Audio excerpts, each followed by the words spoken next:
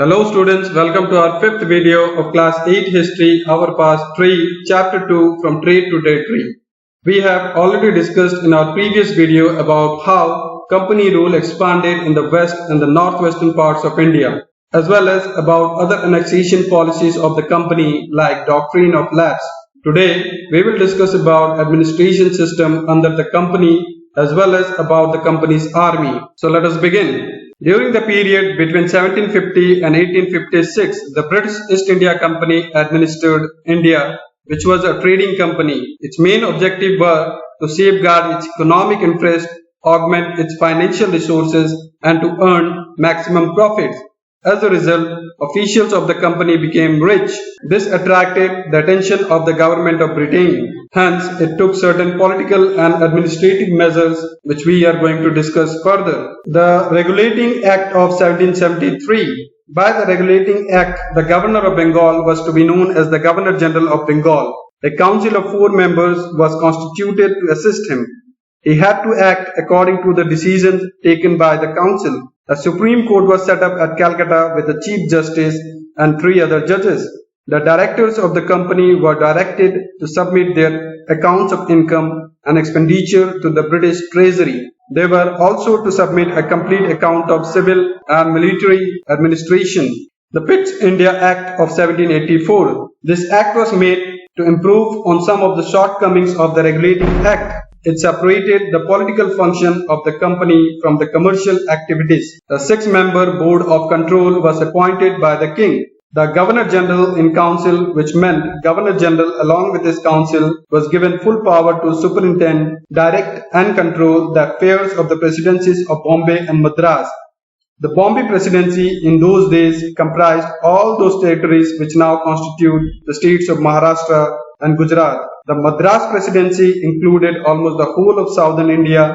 According to this act, the council could have only 3 instead of 4 members. The power to declare war or to make peace was also given to the Governor General. Charters Act of 1813 and 1833. Under the Charter Act of 1813, the trade monopoly of the company was abolished in all items except tea. Under the provisions of the Charter Act of 1833, administration of the company was centralized. The Governor General in Council was given full authority over civil and military affairs of the company. All law-making and financial powers enjoyed by the provinces were transferred to the Governor General in Council.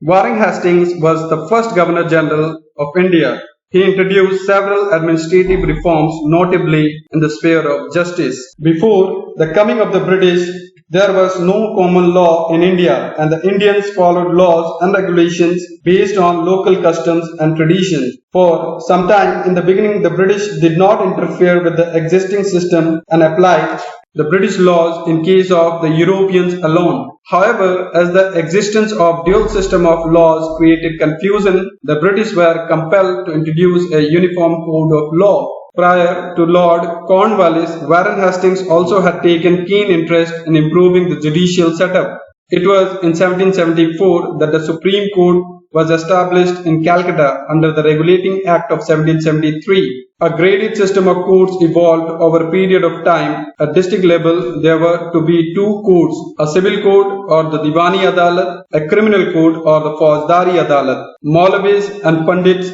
interpreted Indian laws for the European district collectors, who presided over civil courts. The criminal courts were still under a Qazi and the Mufti, but worked under the supervision of the collectors. High courts were established at the presidency towns of Bombay, Calcutta and Madras. Cornwallis Code was introduced in 1793. It was related with civil, criminal, commercial and land revenue and police systems. It stated that justice should be based on written laws and regulations instead of age-old traditions and customs. Therefore, some of the Indian traditions were codified as laws. This made laws uniform and easier to enforce. Now, let us discuss about the company army. The colonial rule in India brought in some new ideas of administration and reform, but its power rested on its military strength. The Mughal army was mainly composed of cavalry, that is Sawars, or trained soldiers on horseback, and infantry, that is paidal sawars or foot soldiers. They were given training in archery, that is tir andazi, and the use of the sword. The cavalry dominated the army, and the Mughal state did not fail the need to have a large professionally trained infantry. The rural areas had a large number of armed peasants, and the local zamindars often supplied the Mughals with paidal soldiers. A change occurred in the 18th century when Mughal successor states like Awadh and Banaras started recruiting peasants into their armies and training them as professional soldiers. The East India Company adopted the same method when it began recruitment for its own army, which came to be known as the Sepoy Army, from the Indian word Sipahi, meaning soldier. As warfare technology changed from the 1820s, the cavalry requirements of the company's army declined. This is because the British Empire was fighting in Burma, Afghanistan and Egypt, where soldiers were armed with muskets and matchlocks. The soldiers of the company's army had to keep pace with changing military requirements, and its infantry regiments now became more important. In the early 19th century, the British began to develop a uniform military culture. Soldiers were increasingly subjected to European style of training, drill and discipline that regulated their life far more than before. Often this created problems since caste and community feelings were ignored in building a force of professional soldiers. By 1857, the company came to exercise direct rule over about 63% of the territory and 78% of the population of the Indian subcontinent. Combined with its indirect influence on the remaining territory and population of the country, the East India Company had virtually the whole of India under its control. So this is how a trading company started ruling a company. So let us summarize what we have learned today. British territories were broadly divided into administrative units called presidencies. A criminal code called the Fauzdari Adalat and the civil code called the Diwani Adalat was set up. The East India Company set up the Sepoy army with modern warfare techniques. Let us see what you have grasped today. Here is question number 1 for you.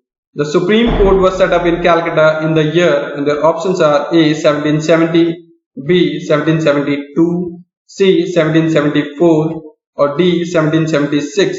And the correct answer is C. 1774. Remember, this was the first Supreme Court that was set up under the East India Company, not the present one that you find in New Delhi. So don't be confused. Your next question is, which one of the following is not correctly matched? And the options are A. Regulating Act of 1773, B. Fifth India Act of 1784, C. Charters Act of 1813, or D. Charters Act of 1835. The correct answer is D. Charters Act 1835. Your next question is, Cornwallis Code was introduced in the year, and the options are A. 1790, B. 1791, C. 1792, or D. 1793. And the correct answer is D. 1793. It's practice time now, and here is some homework for you. Your first question is, in what ways was the administration of the company different from that of Indian rulers?